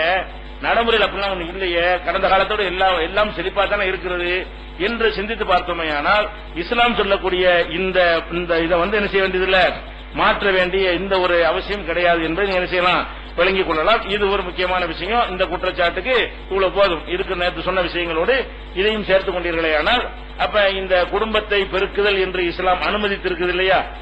தடை செய்யல உங்களுக்கு, அது ஊக்குவிக்கவும் இல்லை, தடை செய்யவும் இல்லை, அனுமதித்திருக்கிறது. இது வந்து தடுத்துதான் ஆகணும் எல்லாம் உங்களுக்கு கெடுபடி செய்யல இஸ்லாம். அது வந்து கரெக்டான நிலைப்பாடுதான், அது சரியானதுதான். யாருக்கு சக்தி இருக்குதோ, யாருக்கு ஆசை இருக்கிறதோ, யாருக்கு முடிகிறதோ அவர் என்ன செய்யலாம், திங்க் பண்ணி பார்த்து நம்ம நிறைய சம்பாதிக்கிறோம், நல்லது கெட்டது இருக்குது, ஒரு பிள்ளை மோதா போயிடலாம், 2 பிள்ளை மோதா போயிடலாம், இன்னொரு கையில நல்லது, இப்படி இந்த தனி விஷயத்துக்கு என்ன செய்யலாம், அவங்க ஆசைப்படுவாங்க. 2, 3, 4, 5 அவங்க விருப்பத்தை பொறுத்து, நீ அறையில குறுக்க நிக்கிற, அவங்க விருப்பத்தை பொறுத்து செய்வார்களே. ஆனால் அதுல அரசாங்கம் தலையிடக்கூடாது என்பது இஸ்லாத்தினுடைய கொள்கை. இதை மாத்திரமா அதை மாத்திரமா சொல்லு. ஒண்ணுதான் மாற்ற வேண்டி இருக்குது. நீ சொல்லக்கூடிய சித்தாந்தம் அம்புட்டு பொய்யா இருக்கிறது, அதனால நம்ம உலகத்துக்கு நன்மை கண்ணு முன்னாடி கிடைக்குது இல்லைங்கிற. கண்ணுக்கு முன்னாடி நன்மைகளை பார்த்துக்கிட்டு இருக்கணும். மனிதன் பெருகின காரணத்தினால எந்த தட்டுப்பாடும் உலகத்தில் ஏற்படவே இல்லை, இந்த கண்ணால பார்த்துக்கிட்டு இருக்கிறோம். அதை போய் மறுக்கிற காரணத்தினால்தான் இதை ஒரு விஷயமாக சொல்லிக் கொண்டிருக்கிறார்கள். இது ஒரு பாயிண்டாச்சா. அடுத்ததாக விஷயம் என்னன்னா, இஸ்லாத்தின் மீது சொல்லப்படக்கூடிய இந்த குடும்ப கட்டுப்பாடு. அடுத்து சொல்லக்கூடிய விஷயம், இஸ்லாம் மார்க்கங்கிறது பிற மதத்து மக்களை கட்டாயப்படுத்தி, இப்ப நம்மள முஸ்லீமா இருக்கிறோமே எல்லாம் வாழ்முனையில தான் ஆக்கினாங்களாம். வாள் எடுத்துட்டு இஸ்லாத்தை ஏத்துக்கிறியா என்னன்னு சொல்லி முஸ்லீம் மன்னர்கள் ஆட்சி பண்ணாங்க இல்லையா, அவங்க எல்லாம் என்ன பண்ணாங்களாம், வாளால தான் பரப்புறீங்க. உங்களை ஒரு இடத்துல வளர விட்டோம்னு சொன்னா வாழ்முனையில எல்லாத்தையும் என்ன செய்யுங்க, மிரட்டி மிரட்டி இஸ்லாத்துல சேர்த்துருவீங்க. இஸ்லாம்ங்கிறது தன்னுடைய கொள்கையை வலுக்கட்டாயமாக மக்கள் மேல திணிக்கிற ஒரு மார்க்கம் அப்படின்னு ஒரு குற்றச்சாட்டை என்ன செய்யறாங்க, வைக்கிறாங்க. இதை வச்சு என்ன செய்யறாங்க, இது மக்களை சுதந்திரமா சிந்திக்க விடாம, சுதந்திரமா அவனை தேர்ந்தெடுக்க விடாம, உங்க மதத்தை தான் ஏத்தாகணும், நீங்க கட்டாயம் உங்க ஆட்சியில் இல்லாதனால நீங்க பிரச்சாரம் பண்ணிட்டு இருக்கீங்க. உங்களோட ஆட்சி இருந்தா நீங்க என்ன செய்வீங்க, வலுக்கட்டாயமா நீங்க இப்படிதான் பண்ணுவீங்க, இப்படித்தான் பண்ணி இருக்கிறீங்க கடந்த காலங்கள்ல அப்படின்னு சொல்லி இந்தியாவில் இந்த முஸ்லீம்கள் இவ்வளவு பேர் இருக்கிற காரணமே என்ன, முஸ்லீம் மன்னர்கள் ஆட்சி பண்ணினாங்க, அவங்க மிரட்டி மிரட்டி நினைஞ்சிட்டாங்க, இஸ்லாத்துல சேர்த்துட்டாங்க என்று ஒரு பிரச்சாரத்தை அப்பட்டமாக சொல்லிக் கொண்டிருக்கிறார்கள். எதனால சொல்றாங்கன்னு கேட்டா, இஸ்லாம் வளர்றது அவங்களால மறுக்கவே இல்லை. வளர்றதுக்கு ஒரு காரணம் சொல்லணும், ஒரு கொச்சைப்படுத்தணும். வேற எந்த மார்க்கும் வளர மாட்டேங்குது, இஸ்லாம் தான் வளர்ந்துகிட்டே போகுது. இந்த வளர்ந்துகிட்டே போகுது என்னடா செய்யறது, வளரவில்லைன்னு சொல்ல முடியல, அது கண்ணுக்கு முன்னாடி தெரிந்து கொண்டிருக்கிறது. அப்ப வளரவில்லைன்னு சொல்ல, வளருதுன்னு சொன்னா அது ஒரு பிளஸ் பாயிண்ட் ஆகுமா இல்லையா, ஒன்று வளர்ந்தால் மக்களை இருக்குமா இல்லையா. அப்ப இந்த வளருவதற்கு நம்ம என்ன காரணத்தை சொல்லி விட்டுறேன்னு, இவங்க கட்டாய மதமாற்றம் பண்றாங்க, இப்படி பண்ணுனாங்க, இப்பவும் பண்றாங்க அப்படிங்கிற மாதிரி ஒரு சித்தாந்தத்தை மக்கள் மத்தியில பரப்பி, இதனால இந்த மாதிரியான சித்தாந்தம் உலகத்துக்கு தேவையில்லை அப்படின்னு சொல்றாங்க. முதல் விஷயம் என்னன்னு கேட்டா, ஒருத்தனை வலுக்கட்டாயமா மதத்துல சேர்க்க இஸ்லாமிய அரசாங்கம் இருக்குன்னு வச்சுக்கணும். நம்ம கையில கவர்மெண்ட் இருக்குது, இஸ்லாமிய ஆட்சி இருக்குது, முழு அதிகாரம் நம்ம கையில் இருக்குது. அப்படி இருக்கும் கட்டத்தில் கட்டாயமாக போய் ஒருத்தனை சொல்லி மதமாற்றம் செய்ய மார்க்கம் நம்ம அனுமதிக்குதா, அதை முதல் சிந்திக்கணும், முதல் விஷயம். அப்புறம் இந்த கட்டாய மதமாற்றம் நடந்துச்சா இல்லையாங்கிற இவங்களோட குற்றச்சாட்டு ரெண்டாவது வருவோம். இஸ்லாம் இதை பற்றி என்ன சொல்லுகிறது என்று பாத்தீங்கன்னா, முதல்ல இஸ்லாமிய கான்செப்ட் என்னன்னு கேட்டா, பிறப்பால் ஒருத்தன் இஸ்லாம் ஆக முடியாது, வேற எதனால் ஆக முடியும், மனசில் விளங்கி ஏற்றுக்கொள்வதனால தான் ஆக முடியும். அதுதான் அல்லாஹ் ஏத்துக்கிறோம். ஒருத்தன் பேருக்கு முஸ்லீம் சொன்னா முஸ்லீம் ஆக முடியுமா, அல்லாஹ்விடத்துல இஸ்லாம்ங்கிறது அல்லாஹ்விடத்தில் ஏற்றுக்கொள்றவன் ஆகுறதுக்கு பிறகு இஸ்லாம். அல்லாஹ் எதை ஏத்துக்கிறோம், இன்னமா யதகப்பலுல்லாஹு மினல் முத்தகீன், இறைவனை அஞ்சக்கூடிய மக்களிடமிருந்து தான் அல்லாஹ் அதை ஏற்றுக்கொள்வான். அப்ப வாளுக்கு பயந்து வந்தா இறைவன் அஞ்சிரவனா, காசுக்கு ஆசைப்பட்டு வந்து அவன் இறைவன் அஞ்சிரவனா இருப்பானா, அல்ல வேற ஏதாவது ஆதாயத்துக்காக வேண்டிய ஒரு மதத்தில் சேர்ந்தான்னு சொன்னா அவன் இறைவன் அஞ்சிரவனா இருப்பானா, அவன் முஸ்லீமா ஆக மாட்டான் அல்லாஹ்விடத்துல. நீங்க வேணா உலகத்துல ஏமாத்துறதுக்கு வேணா நானும் முஸ்லீம் என்று சொல்லிக் கொள்ளலாமே தவிர, அவனால் என்ன செய்ய முடியாது, எந்த விதமான ஒரு அல்லாஹ்விடத்துல ஒரு முஸ்லீமுடைய நன்மையை பெற முடியாது. 5வது அத்தியாயத்தில் 27வது வசனத்தில் எல்லாம் இப்படி சொல்றாங்க, இன்னமா யதகப்பலுல்லாஹு மினல் முத்தகீன், இறைவனை அஞ்சக்கூடியவங்க தான் ஏத்துக்கிறோம். இதுதான் இஸ்லாமிய அடிப்படை கான்செப்ட். அப்ப அல்லாஹ் ஏத்துக்குருவான் என்கிற அடிப்படையில இயங்குற ஒரு மார்க்கமா இருந்தால் அது எப்படி கட்டாயப்படுத்தணும், உள்ளத்திலிருந்து வராத, உள்ளத்திலிருந்து வர்றது அல்லாஹ் பார்ப்பான். உலகத்துல உள்ளத்துல வர்றது கண்டுபிடிக்கல. நீ என்கிட்ட நான் முஸ்லீம் சொன்னா எனக்கு கண்டுபிடிக்க முடியுமா, நான் தான் உங்கள்கிட்ட முஸ்லீம் சொன்னா நான் நெசமா சொல்றேன்னா நடிக்கிறதுக்கு சொல்றேன்னா உங்களுக்கு கண்டுபிடிக்க இயலுமா, இயலாது. ஆனா இஸ்லாத்தை பொறுத்த வரைக்கும் அல்லாஹ் தான் இது தீர்மானிக்கிறவனா இருக்காங்கிற அடிப்படையில் பாத்தீங்கன்னு சொன்னா இந்த மாதிரி கட்டாயப்படுத்துறது ஒத்துக்கிறதே செய்யணும். எப்படி நம்ம கட்டாயப்படுத்துவோம், நம்ம அல்லாஹ் ஏத்துக்கிறத முஸ்லீமுக்கு நம்ம என்ன சொல்றோம், உன் தொழுகை முகஸ்துதிக்கு தொழுதா உன் தொழுகை செல்லாது, பெருமைக்கு தொழுதா தொழுகை செல்லாது, நீ பயான் பண்ற அது பெருமைக்கு பண்ண, அப்படி சொல்லக்கூடிய ஒரு மார்க்கத்துல இஸ்லாத்துல நீ பாட்டுக்கு மிரண்டுகிட்டு வா பயந்துட்டு வந்தா சரியா வருமா, அப்படி சொல்லுவோமா? அப்படி யாராவது இப்படி பிரச்சனை பண்ண ஏழுமா, அந்த இஸ்லாம் அந்த வாசலை திறந்து விட்டு இருந்தா நம்மளும் பண்ணலாம். ஆள்சேரு நிறைய ஆள்சேரு. இஸ்லாம் என்ன சொல்லுது, உள்ளத்துல விளங்கி வந்தா வா, இல்லாட்டி போ. இப்படி நம்ம கற்று தந்திருக்கும் பொழுது நம்ம எப்படி போய் கட்டாய மதமாற்றம் பண்ணுவோம்? ஒண்ணு. அதுக்கடுத்து அல்லாஹ் என்ன செய்யறான்னு கேட்டா, தெல்ல தெளிவா இந்த வார்த்தையை சொல்றான். குர்ஆன்ல 2வது அத்தியாயத்தில் 256வது வசனத்தில் இருக்கிறது, லா இக்ராஹ ஃபித்தீன், இந்த மார்க்கத்தில் எந்த கட்டாயப்படுத்தலும் இல்லை. இந்த மார்க்கத்தை பொறுத்தவரை உலகத்தில் எந்த மார்க்கத்தை எவனால் கட்டாயப்படுத்திட்டு போகட்டும், எங்க கையில ஆட்சி அதிகாரம் இருந்தாலும் லா இக்ராஹ ஃபித்தீன், இந்த மார்க்கத்தில் எந்த விதமான வற்புறுத்தலும் கிடையாது. கத்த பையன ருஷது மினல் கை, நேர்வழி எது வழிகேடு எது தெளிவாகிவிட்டது. சிந்திச்சு பாத்துக்க, இது நேர்வழி தான் வச்சாச்சு.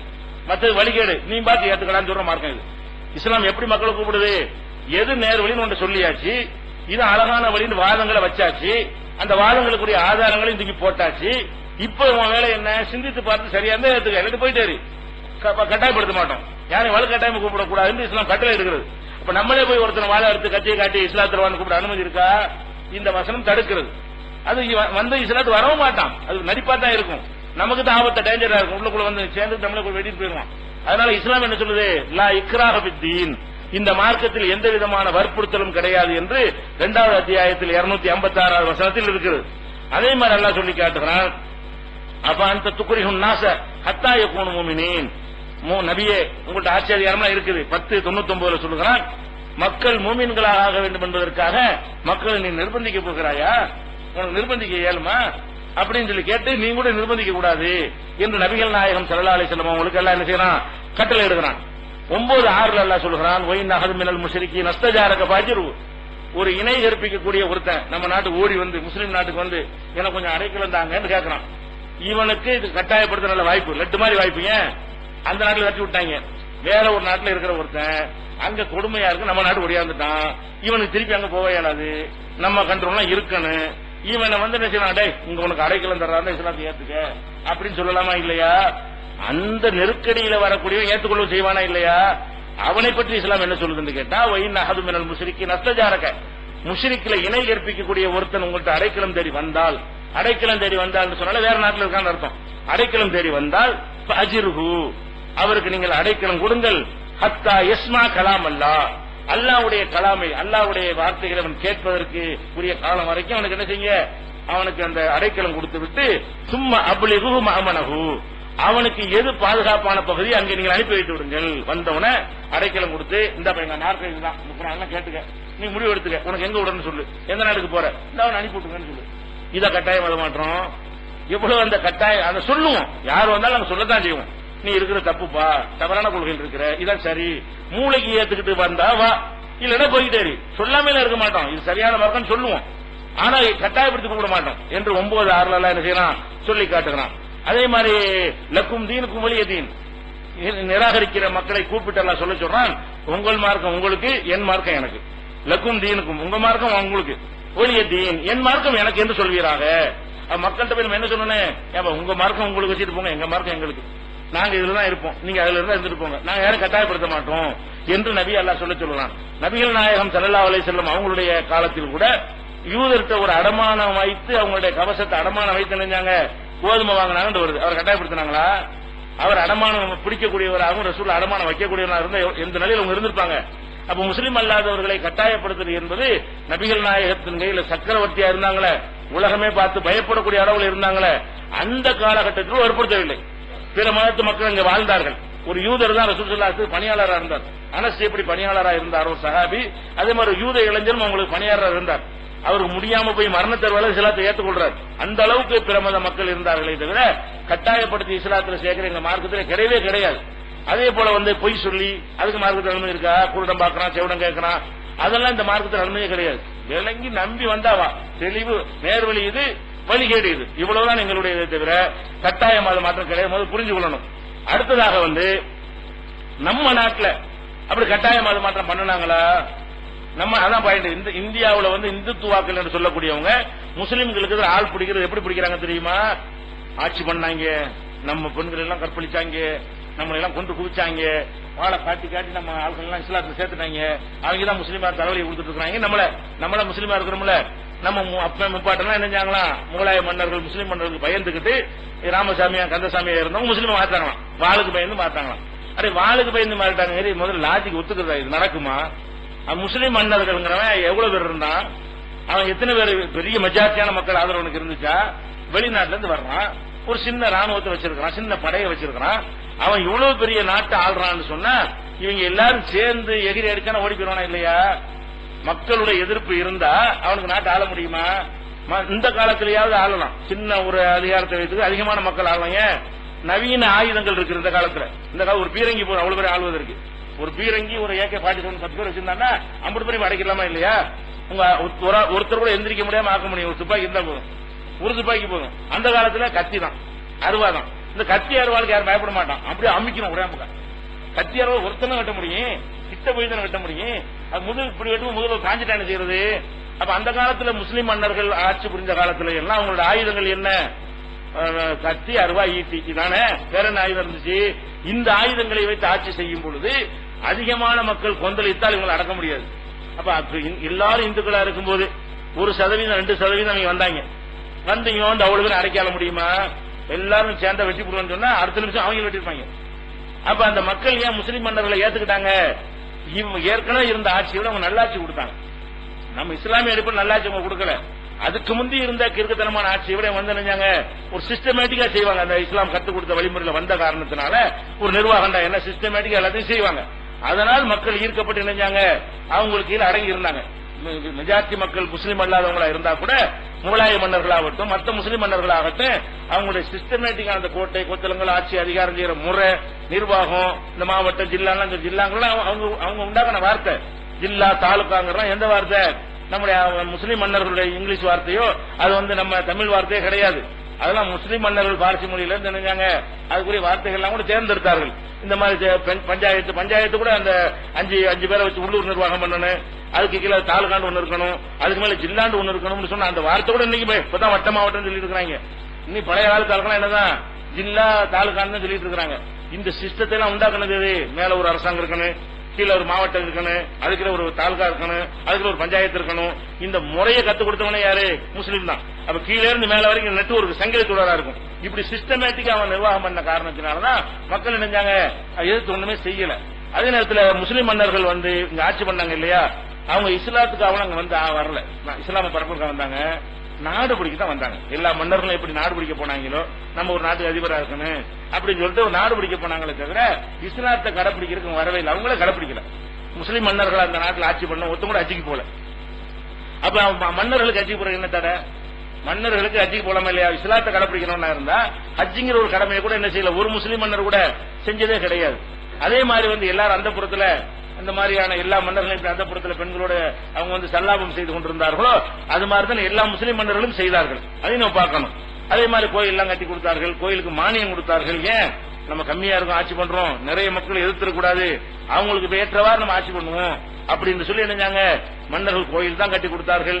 அவங்களுடைய கோயிலுக்கு மானியம் தான் கொடுத்தாங்க. அரசாங்கத்தில் வரிய வாங்க வேண்டியது இந்த கோயிலுக்கு இது வரைக்கும் இவ்வளவு வரைக்கும் நீ எடுத்துக்க, இவ்வளவு வரைக்கும் நீ எடுத்துக்கன்னு சொல்லி கோயிலுக்கு கூடிய கோடான கூடிய சொத்துக்கள் எல்லாம் முஸ்லீம் மன்னர்கள் கொடுத்தது. அரசாங்க நிலத்திலிருந்து கொடுத்ததான் அனுபவிச்சிட்டு இருக்காங்க. இன்னைக்கு வரைக்கும் எத்தனை கோயில்களை எழுதி வச்சிருக்காங்க, இது முஸ்லீம் இந்த மன்னர் கொடுத்தது, இந்த மன்னர் கொடுத்த பட்டயம் என்று சொல்லி வைத்துக் கொண்டிருக்கிற காட்சியெல்லாம் பார்க்கிறோம். அப்ப இவங்க எப்படி மதமாற்றம் பண்ணிருப்பாங்க? அவங்க நாடு பிடிக்க வந்தாங்க, நாடு பிடிச்சாங்க, மதுவில் இருந்தாங்க, அந்தஸ்துல இருந்தாங்களே தவிர இஸ்லாத்தை பற்றி அவங்களுக்கு எந்த விதமான அக்கறையும் கவலையும் கிடையாது. அது மாதிரி செய்யவும் கிடையாது. அவங்க ஆட்சிக்கு வந்த உடனே ஆடல் பாடல் கூத்துக்கெல்லாம் தடை போட்டாங்களா? முஸ்லீம் மன்னர்கள் அந்த பொறுத்த டான்ஸ் ஆடுறதுலாம் அரை கோட்டையில் நீங்க போய் பார்க்கலாம். டெல்லிக்கு செங்கோட்டையில் பாத்தீங்கன்னு சொன்னா டான்ஸ் ஆடுறதுக்குன்னு ஒரு மகால் இருக்கும். அதை பார்த்து ஆட விட்டு ரசிக்கிட்டு இருப்பாங்க. யாரு? மன்னர்கள். இஸ்லாத்தை பரப்ப போறாங்களா? இந்த மாதிரி இருந்தவனுக்கு இஸ்லாத்தை பரப்பன்னு வருமா? அல்ல வட்டியை தடை செஞ்சானா? வந்தவனே நாங்கள் இஸ்லாமிய ஆட்சி வந்து விட்டது, உங்களுக்கு இன்னும் வட்டி கூடாதுன்னு சொன்னானா? இந்த நாட்டில் என்ன இருக்கு அப்படியே கொண்டு போயிட்டு இருக்கான். மக்களை கவர்ற மாதிரி தான் செஞ்சுட்டு இருந்தான். இஸ்லாமிய திருநா கையை விட்டுன்னு சொன்னாங்க. 800 வருஷம் ஆட்சி பண்ணாங்களே இந்தியாவை, திருடுனா கையை விட்டுவேன் கொலைக்கு போல கொண்டு வந்தாங்களா? இல்ல, ஒண்ணுமே இஸ்லாமிய சட்டத்தை அமல்படுத்தல, வட்டியை தடுக்கல, ஆடல் பாடல் கூத்து கும்மாளம் ஒண்ணுக்கும் தடை போடவில்லை. அது நல்லா என்ஜாய் பண்ணக்கூடிய அனுபவிக்கக்கூடியவர்களா தான் அந்த மன்னர்கள்லாம் இருந்தாங்க. அதே மாதிரி வேலைகள்லாம் முஸ்லீம் அல்லாத மக்களை தான் வச்சாங்க. கல்யாணம் பண்ணிக்கிட்ட கூட ஒரு முஸ்லீம் பேர் கொண்டு வச்சுக்கிட்டு முஸ்லீம் அல்லாத பெண்கள் நிறைய கல்யாணம் பண்ணியிருந்தாங்க. யாரு? முஸ்லீம் மன்னர்கள். பிரஜபுத்திர பெண்கள் நினைஞ்சாங்க, கல்யாணம் பண்ணி வைத்திருந்தார்கள். அப்ப இஸ்லாம்ங்கிற அடிப்படையில் அவங்க வாழவே இல்லைங்கும் போது அவன் எப்படி கட்டாயப்படுத்திருப்பான்? சிந்திக்க வேணாமா? முஸ்லீம் மன்னர்கள் கட்டாயப்படுத்தி நம்ம வந்தோம்? கிடையவே கிடையாது. சரி, முஸ்லீம் மன்னர்கள் கட்டாயப்படுத்தி வந்தாங்கன்னு வச்சுக்கிறோம். அவன் போய் எத்தனை வருஷம் ஆச்சு? 250 வருஷம் ஓடி போச்சுல. முஸ்லீம் போய் வெள்ளக்காரன் 200 வருஷம் போய் சுதந்திரம் 50 வருஷம் ஆச்சுல. முஸ்லீம் மன்னர்கள் நாட்டு விட்டு ஓடி போய் என்னாச்சு? பதவி விட்டு இறங்கி 250 வருஷம் ஆச்சு. இப்ப கூட்டமா வர அதுக்கு என்ன சொல்றீங்க? அன்னைக்குதான் வாழை வச்சு சரி வச்சு இன்னைக்கு இஸ்லாத்துக்கு இந்தியாவில் வராம இருக்காங்க, வர்றாங்கன்னு அவங்கள ஒத்துக்கிறாங்க. இன்னைக்கு கூட ராமகோபாலன் பேட்டி கொடுத்து பேப்பர்ல வந்திருக்கு, நெல்லை பதிப்புல வந்திருக்குது. என்ன பேட்டி கொடுக்குறாரு ராமகோபாலன்? காயல்பட்டினம் அந்த மாதிரி ஊரெல்லாம் 5-6 ஊரை குறிப்பிட்டு இங்க எல்லாம் இஸ்லாத்துல ஆட்களை சேர்க்கிறாங்க, மதமாற்றம் பண்ணி கொண்டிருக்கிறார்கள். எதை வச்சு மதமாற்றம் பண்ண? கத்திய வச்சியா? ஆட்சியை வச்சு, அதிகாரத்தை துப்பாக்கி வச்சியா, ஜெயில வச்சு, எதை வச்சு பண்றோம்? அப்ப மக்கள் வர்றாங்கன்னு ஒத்துக்க, வேற பாஷையில ஒத்துக்கிறாரு அவரு. மக்கள் கூட்டம் கூட்டமா என்ன செய்யறாங்க, இந்த மதம் மாற்றம் நடக்குதுன்னு சொல்றாரு. மதம் மாற்றம் நடக்கத்தான் செய்யுது. அவனா வர்றான், அதுக்கு வரத்தைய விட முடியும். எங்க இதான் சரின்னு சொல்லி ஏத்துக்கிட்டு வர்றானே தவிர நாங்க எப்படி கட்டாயப்படுத்தணும்? எங்கிட்ட போலீஸ் இருக்குதா, ராணுவம் வச்சுக்கிறோமா, வரல ஜெயில போட்டுருவோமா, பொருளாதாரத்தில் வைத்தாக இருக்கிறோமா? ஒண்ணுமே கிடையாது. வந்தா நிறைய இழப்பு தான் அவனுக்கு. அதுக்கு வந்து தலித்து அது ரிசர்வ்ல இருந்துகிட்டு இருப்பான். ரிசர்வ் இடம் ஒதுக்கணும் நிறைய கிடைக்கும் அவனுக்கு. இங்க வந்து அதுவும் போயிடும். நிறைய இழந்துட்டு வர்றான். இங்க வந்ததுனால எந்த விதமான ஆதாயமும் வரக்கூடாது என்பதற்காகத்தான் இவங்க நீ தலித்தாக இருக்கிற வரைக்கும் உனக்கு இட ஒதுக்கீடு தருவோம்னு சொல்றாங்க. எதுக்காக வேண்டி? இஸ்லாத்துக்கு மாறக்கூடாதுங்கிறதுக்காக. இதுல நீ இருந்தா தான் உனக்கு இது கிடைக்கும்ங்கிறாங்க. அதையும் உடைச்சிட்டு இந்த மக்கள் எல்லாம் வர்றாங்க. இந்த கொள்கை சரியா இருக்குது, இட ஒதுக்கீடு போனா போயிட்டு போகுது, வேலை ஆட்டி போயிட்டு போகுது, மனுஷனா இருக்க விடுங்கிறான்னு சொல்லி வர்றாங்க. அப்ப இன்னைக்கு வரைக்கும் நீங்க வருகிறார்கள் என்பதை நேற்று வரைக்கும் ராமகோபாலம் பேட்டி கொடுத்து ஒத்துக்கிறார்கள் சொன்னா என்ன அர்த்தம்? வளருது. அப்ப வளருதுன்னா எதை காட்டுது? நீ சொல்ற காரணம் இல்ல, அருவாளை வச்சுக்கிட்டு நாங்க என்ன செய்யல, மத மாற்றம் பண்ணல, இப்ப நாங்க அந்த பொசிஷன்ல இல்ல. ஏன் நாங்க தான் மிரட்டலுக்கு உள்ளாக்கப்படுறோம், நாங்க தான் கைது செய்யப்படுறோம், எங்கள் மீது அடக்குமுறை கட்டவிழ்த்தப்படுகிறது, முஸ்லீமா இருந்தாலே பயப்படணுங்கிற ஒரு நிலையை நோக்கி எங்களை தள்ளி கொண்டிருக்கிறீங்க. அப்படி ஒரு சமுதாயத்தினைக்கு வர்றாண்ட எது இருக்குதப்ப? கொள்கை தான் இருக்குது. இதுல வந்து என்ன பாதுகாப்பு இருக்கு அவனுக்கு? பெரிய சமூகத்தில் அவனுக்கு பாதுகாப்பா, சின்ன சமூகத்தில் சேருவது பாதுகாப்பா? 1000 பேர் இருக்கிறத சேர்ந்துதான் அவனுக்கு பாதுகாப்பு. 100 பேரோட சேர்ந்தா அவனுக்கு பாதுகாப்பு கம்மி தானே? அவன் 100 வந்து சேர்றான், 1000 இருந்து பாதுகாப்பு இருக்க வேண்டியதானே? அப்ப மைனாரிட்டியா இருக்கக்கூடிய மக்கள்கிட்ட வந்து கூட்டம் கூட்டமா இன்னைக்கு சேருவது எதை காட்டுது? அன்னைக்கும் சேரலங்கிறது இது ஆதாரம். அன்னைக்கு இஸ்லாத்துக்கு வந்ததுக்கும் இந்த மன்னர்கள் காரணம் கிடையாது, இஸ்லாமிய முஸ்லிம்களுடைய ஆட்சி காரணம் கிடையாது, கட்டாயம் காரணம் கிடையாது. இந்த கொள்கை தான் காரணம். இஸ்லாத்தினுடைய கொள்கை கோட்பாடுகள் தான் என்ன செய்து வருவதற்கு காரணம் என்பதற்கு இது பெரிய ஆதாரமாக இருக்கிறது. என்ன உதாரணம்? இப்ப என்ன சொல்றாங்கன்னு கேட்டா, இந்தியாவில் இவ்வளவு வந்துகிட்டு இருக்குது, அதை விட்டுவிட்டு பாகிஸ்தான்ல இந்து பெண்கள் மதமாற்றம் செய்யப்படுகிறார்கள். இஸ்லாமிய ஆட்சி பேப்பர்ல எல்லாம் அதான் முக்கியமான செய்தி. என்ன மீடியாக்கள் பேட்டி எல்லாம் என்ன செய்யறது, எல்லாரும் பிடிச்சிக்கிறாங்க. பாகிஸ்தான்ல மதமாற்றம் பண்றாங்க. யார பண்றாங்க? இந்து பெண்கள் மதமாற்றம் பண்றாங்க. பாகிஸ்தான்ல இந்துக்கள் இருக்கிறாங்க, சிறுபான்மையா இருக்கிறாங்க, முஸ்லீம் அரசாங்கம் இருக்குதான். பாகிஸ்தான் அரசாங்கத்துக்கு சில சம்பந்தம் இருக்கா? நவாஸ் ஷெரீஃபுக்கு சில சம்பந்தம் இருக்குதா? முஷர்ரஃபுக்கு இஸ்லாத்துக்கு சம்பந்தம் இருக்குதா? புட்டோவுக்கும் ஒரு பூட்ட கணவர் இருந்தார், இஸ்லாத்துக்கு சம்பந்தம் இருக்கா அவங்களுக்குலாம்? இவன் ஏன் இஸ்லாத்தை போய் வளர்க்கறதுக்கு பாடுபட போறான்? ஒண்ணும் கிடையாது. அங்க என்ன நடக்குது? உலகம் பூரா நடக்கக்கூடிய நம்ம நாட்டில் கூட நடந்து கொண்டுதான் இருக்கிறது. இது வந்து அந்த வார்த்தையை அவன் சொல்ல முடியல. ஆணும் பெண்ணு இந்த மதத்தை கடந்து லவ் பண்றாங்க இல்லையா, அந்த மேட்டில் ஓடி வர்றாலும் இங்க என்ன வர்றான்?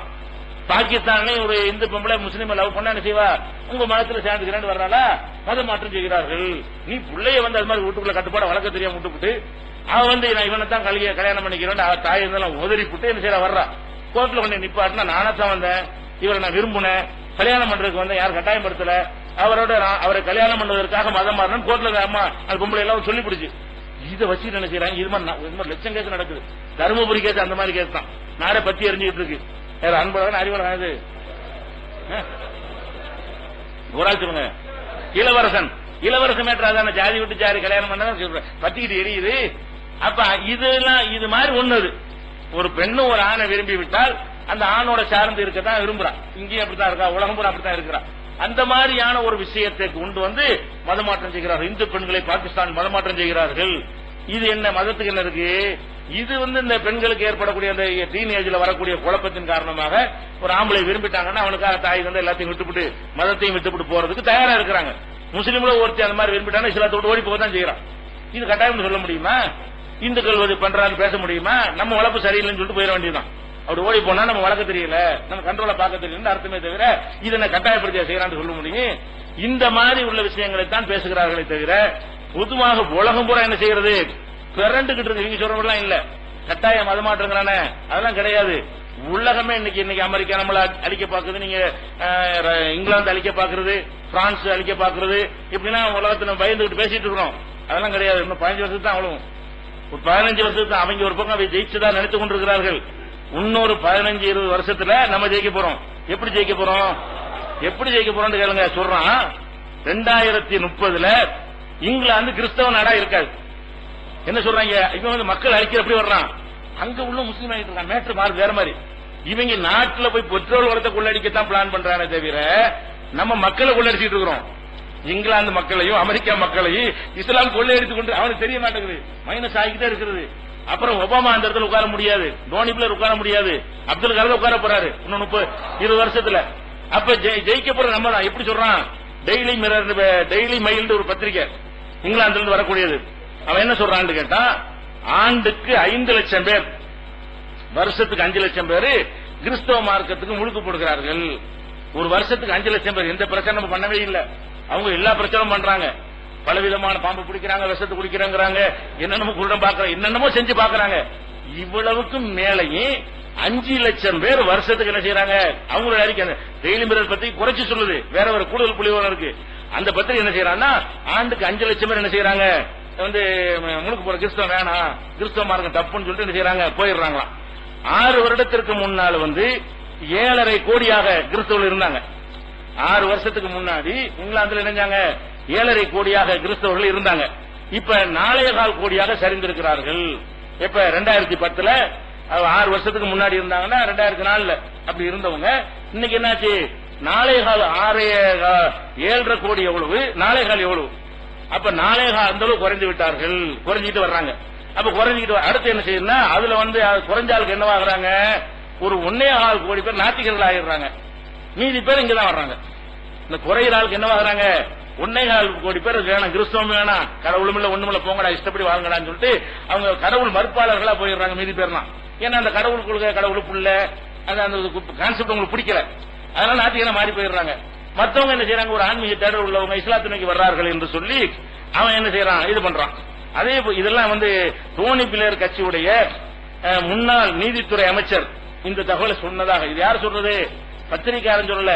டோனி பிளேயர் பிரதமரா இருக்கும் பொழுது அவற்றை நீதித்துறை மந்திரி இருப்பார், சட்ட மந்திரி இருப்பார் இல்லையா? அந்த மந்திரி என்ன செய்யறாரு? இந்த மாதிரி நம்ம இது போய்கிட்டு இருக்குது, எல்லாம் மாறிட்டு இருக்கிறான், இவ்வளவு பேர் நாத்திகனா போயிட்டு இருக்கிறான், இவ்வளவு பேர் நம்ம குறைஞ்சிட்டோம், 2010 குறைஞ்சு போன கண்ணால பாக்குறோம் அப்படின்னு சொன்னா இது எவன் கட்டாயப்படுத்தினா? நீ உலகத்துக்குலாம் பீரங்கி வச்சுட்டு கட்டாயப்படுத்திட்டு இருக்க, அணு ஆயுதங்களை வச்சுக்கிட்டு உனக்கு எல்லாம் என்ன செய்யறான்? வேற மாதிரி கட்டாய மக்களை கொண்டு சேர்க்கிறானா இல்லையா? நீ தானே உலகத்தைய சட்டாமொழி சொல்லிட்டு இருக்கிற, உலகத்தை மிரட்டக்கூடிய வல்லரசா இருக்கிற, பாதி உலகத்தை ஆண்டான்னு சொல்ற, சூரியன் மறையாத சாம்ராஜ்ய சொந்தக்காரங்கிற, ஆட்சி பண்ணாங்க இங்கிலாந்துக்காரன், உலகத்தை பாதிக்கு மேல ஆட்சி பண்ணலாம். எந்த இடத்துலயா சூரியன் இருந்துகிட்டே இருக்கேன், அவ்வளவு பெரிய நாடு. இங்கிலாந்துல ஆரம்பிச்சு இந்தியா, இலங்கை ஒரு நாடு விடல. அப்படி உலகத்தையெல்லாம் கட்டி ஆண்ட இங்கிலாந்துக்கு நிலைமை என்ன? இப்ப 2030 முடிஞ்சு போயிடும். இன்னும் எவ்வளவு? 17 வருஷம் இருக்கா? 17 வருஷம் தான் கணக்குங்கிறான், அவன் கணிச்சிருக்கான். அதே மாதிரி பிரிட்டன்ல இண்டிபெண்டன்ட் ஒரு பத்திரிகை இருக்கிறது. அந்த பத்திரிகை என்ன செய்யறாங்கன்னா இஸ்லாமிய மயமாகும் பிரிட்டன், தலைப்பு ஆர்டிகல், இஸ்லாமிய மயமாகும் பிரிட்டன். பிரிட்டன் என்ன செய்கிறது? இங்கிலாந்து இஸ்லாம் மயமாக மாறிக்கொண்டே இருக்கிறது அப்படின்னு சொல்லிட்டு என்ன செய்யறாருன்னு கேட்டா 2001 இஸ்லாத்தை ஏற்றவங்க வருஷத்துக்கு 14,000 to 25,000 பேரா இருந்தாங்க. வருஷத்துக்கு 14,000 to 20,000 பேராக இருந்தார்கள் 2001. இப்ப அவங்க சொல்றாங்க, அந்த பத்திரிகை சொல்றான், இப்ப வருஷத்துக்கு 1 லட்சத்தை தாண்டி உள்ளது. வருஷம் 1 லட்சம் பேர் என்ன செய்யறாங்க? இங்கிலாந்துல இஸ்லாத்தை தழுவுகிறார்கள் என்று சொல்றாங்க. அது எதை வச்சு சொல்றாங்கன்னு கேட்டா ஒவ்வொரு மசூதிக்கும் போறாங்க. இந்த ஆய்வு பண்ண பத்திரிகை எப்படி தகவல் எடுத்தாங்கன்னு கேட்டா மசூதியில போய் நீங்க இஸ்லாத்துக்கு எதிர்ப்பு இருக்கிறீங்க, தொழில் வெளியே வருவாங்கல்ல, அந்த ஆள்கள் கேட்ட தகவல் தான். இந்த தொழுகளும் இல்லாம இஸ்லாத்துக்கு அவன் தனியா கிடக்கிறான். அந்த கணக்கு எடுத்து 5 லட்சம் 10 லட்சமா இருக்கும். இதெல்லாம் கரெக்டான முஸ்லீம் 1 லட்சம் பேர். இது எதுல இருந்து எடுத்துதான்? மசூதிகளில் தொழுது விட்டு வெளியே வரும் பொழுது நீங்க பூர்வீக முஸ்லீமா வந்தவங்களா, எப்ப வந்தீங்க, நீங்க பூர்வீக முஸ்லீம் ஒருத்தரே கேட்கறது, வந்தவங்க இப்ப டிக் பண்ணிக்கிறது. இப்படியே கணக்கு எடுத்த வகையில பார்த்தா 1 லட்சம் வருதான். வருஷத்துக்கு எவ்வளவு வருது கணக்கு? ஆவரேஜ் வருஷத்துக்கு 1 லட்சம் பேர் வர்றானா? மசூதியில எடுத்த ஆய்வு. மசூதிக்கு எல்லாரும் போயிட்டு இருக்கிறான், பேருக்கு முஸ்லீம் இருக்கானா இல்லையா? அந்த கணக்கு இப்படி பார்த்தா எங்கே நிக்கும். அப்ப தாறுமாறா போயிட்டு இருக்கு. இவங்க கணக்கு 1 லட்சங்கிறாங்க, இப்படி சொல்லக்கூடிய பாக்குறோம். அதே மாதிரி கேம்பிரிட்ஜ் பல்கலைக்கழகம் இவங்க ஒரு ஆய்வு பண்றாங்க. என்ன செய்யறாங்கன்னு கேட்டா பெண்கள் அலையலையா இஸ்லாத்துக்கு போறாங்க. என்ன விஷயம் ஒரு ஆர்டிகல் தான். பிரிட்டன்ல தான் இந்த எல்லாத்தையும் அவுத்து போட்டு போறதுக்கு அனுமதி உள்ள ஒரு நாடு. பெண்களுக்கு சுதந்திரம்ங்கிற பேர்ல என்ன இல்ல, ஆடை கட்டுப்பாடு எல்லாத்தையும் உலகத்துக்கு சப்ளை பண்ண நாடு அது அவங்க தான். பிரிட்டிஷ் ராணியா கூட தொட வரைக்கும் போட்டு தான் நம்ம வந்துட்டு இருக்கு.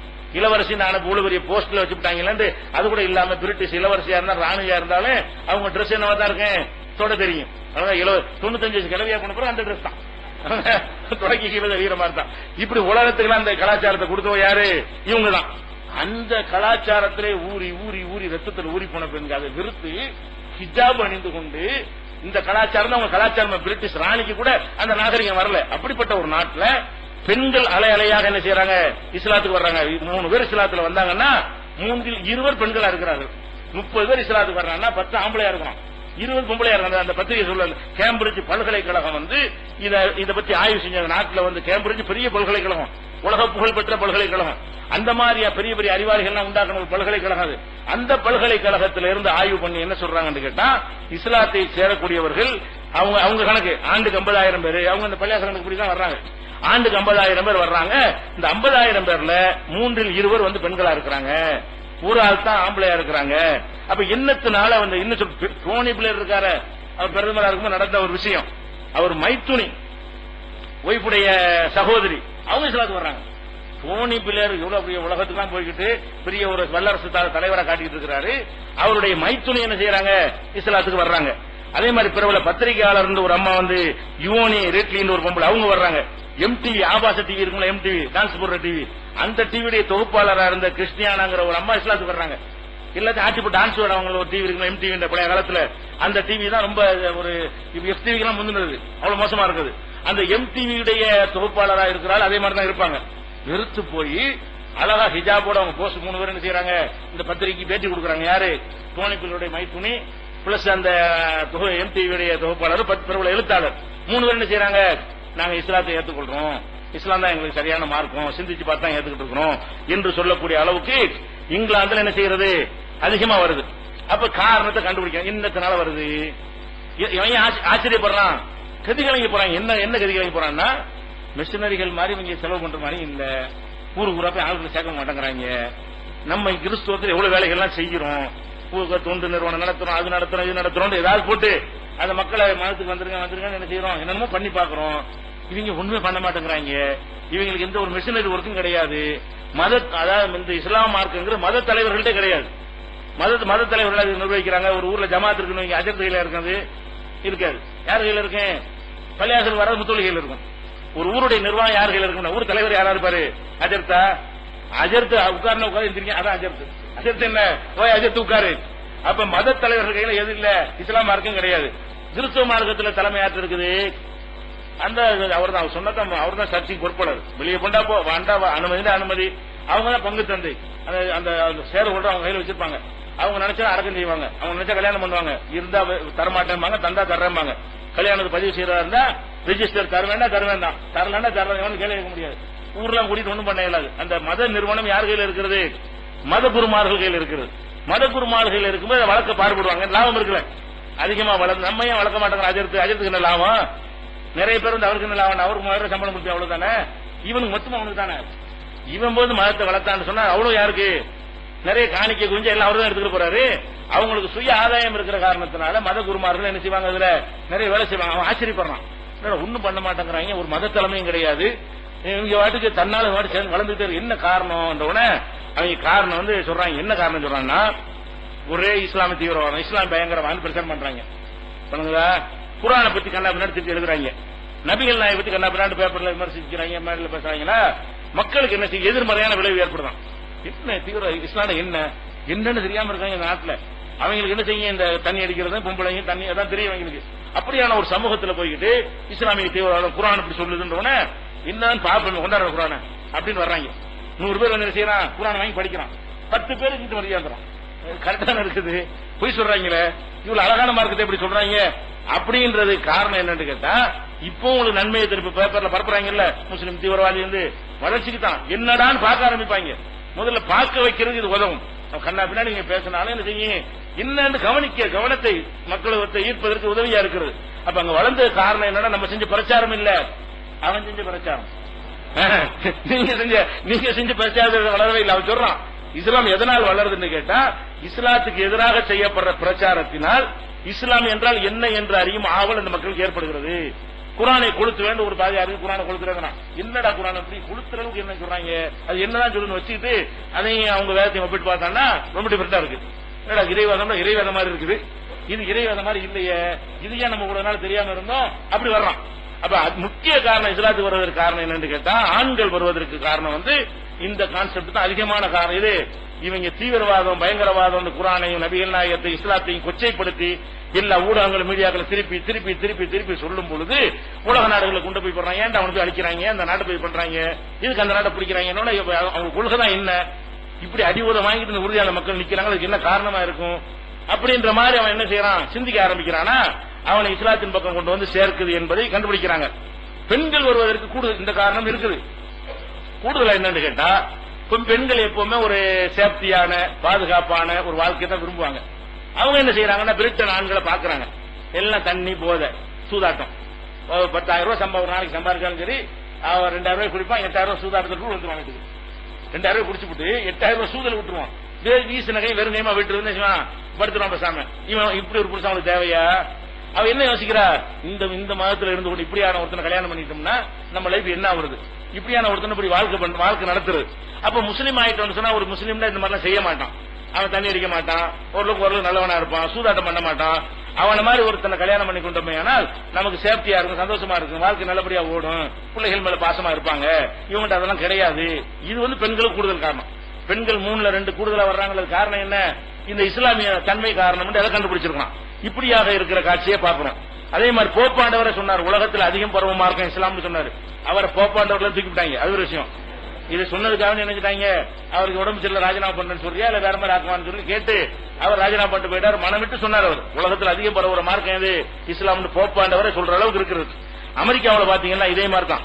அமெரிக்காவில் இதே மாதிரி தாறுமாறு என்ன செய்யறது, இஸ்லாம் வளர்ந்து கொண்டே இருக்கிறது. அமெரிக்காவில் மதத்தையும் பொது வாழ்க்கையும் ஆராய்ச்சி செய்யறதுக்கு மையம் வச்சிருக்காங்க. அவங்க ஆராய்ச்சி பண்ணி பட்டியலா போடுறாங்க, எங்கேயோ போய் நிக்கிறது. அப்படி இருக்கிற காட்சியெல்லாம் பார்க்கணும். அப்ப இஸ்லாம் மார்க்கத்தின் மீது இன்னும் சில புள்ளிவரங்கள் இருக்கிறது. இஸ்லாம் வந்து கட்டாயப்படுத்தினா யாரையும் மார்க்கத்தை வர சொல்லவே இல்லை. ஆனால் கட்டாயப்படுத்தாமலே அதனுடைய கொள்கை அப்படிப்பட்ட கொள்கையா இருக்கிறது. அதனுடைய கோட்பாடு சிறந்ததா இருக்குது. உலகத்தில் எந்த கொள்கையை ஏற்றுக்கொண்டவனா இருந்தாலும் அவனுக்கு இஸ்லாத்துக்கு நிகரான ஒன்றை பார்த்தால் விடமாட்டான், இதெல்லாம் சேர்ந்து கொள்வான் என்பதுதான் காரணமே தவிர கட்டாயம் கிடையாது என்பதை புரிந்து கொள்ள வேண்டும். இன்ஷா அல்லாஹ் மீதி விஷயங்களை நாளை தினம் பார்க்கலாம்.